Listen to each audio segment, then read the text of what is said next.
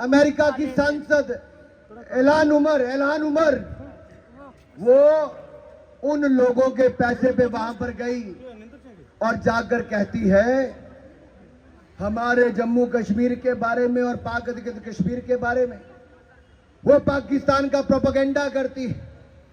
लेकिन राहुल गांधी, मैं आपसे सवाल पूछना चाहता हूं, अगर हिम्मत है तो जवाब दो राहुल गांधी। विदेश में तो वहां से जवाब दो। अरे भारत के पैसे पर, भारत के टैक्स पेयर पर आपको सिक्योरिटी भी मिलती, सब सुख सुविधाएं मिलती हैं, लेकिन दुनिया के अन्य देशों में जाकर भारत का अपमान करने में राहुल गांधी कोई कसर नहीं छोड़ते। यहां भारत जोड़ो यात्रा चलाते हैं और विदेश में जाकर भारत तोड़ने वालों के साथ बंद कमरे में गुफ्तगू राहुल गांधी करते हैं। माफी मांगनी चाहिए नहीं मांगनी चाहिए राहुल गांधी को? मांगनी चाहिए नहीं मांगनी चाहिए? अरे दिल्ली के जवाहरलाल नेहरू विश्वविद्यालय में जो लोग नारा लगाते थे भारत के टुकड़े हो हजार इंशाल्लाह इंशाल्लाह, जो भारत का नामो निशान मिटा देना चाहते थे, उनके साथ जाके राहुल गांधी खड़े हो जाते थे, कांग्रेस के नेता खड़े हो जाते थे, उनको अपनी पार्टी में शामिल करवा लिया। दिल्ली से लोकसभा की टिकट राहुल गांधी जी ने दे दी। अरे भारत के टुकड़े करने वालों को अपनी पार्टी में शामिल करवाते हो, ऐसी सोच रखने वालों के साथ आप अमेरिका में जाकर जुड़ जाते हो, वहां जाकर हमारे सिख भाइयों का अपमान करते, उनकी पगड़ी का अपमान करते हो। 84 के दंगे, राजीव गांधी जी के नाक तले हुए हजारों सिखों का कत्लेआम हुआ तो कांग्रेस पार्टी के कारण हुआ।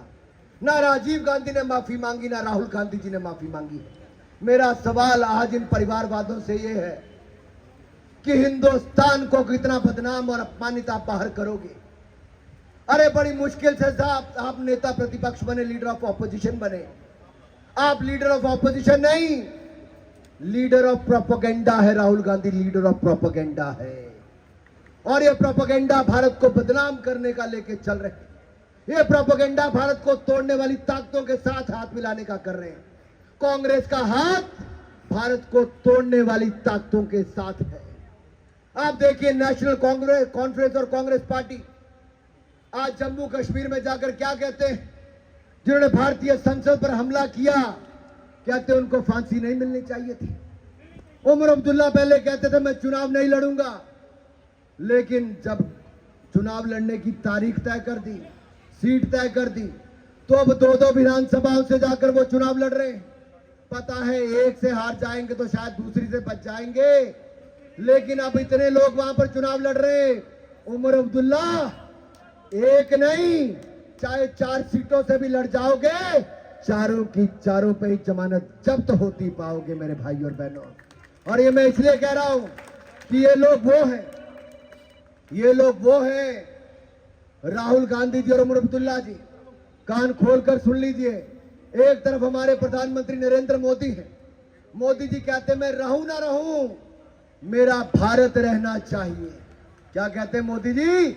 मैं रहूं ना रहूं, मेरा भारत रहना चाहिए। और राहुल गांधी कहते हैं भारत रहे ना रहे, मेरी कुर्सी रहनी चाहिए, मेरी कुर्सी रहनी चाहिए। कौन चाहिए भाई? भारत को रखने वाला चाहिए कि भारत को मिटाने की सोच रखने वाले चाहिए? कौन चाहिए? अगर भारत को रखने वाला चाहिए तो बोले भारत माता की जय, भारत माता की जय।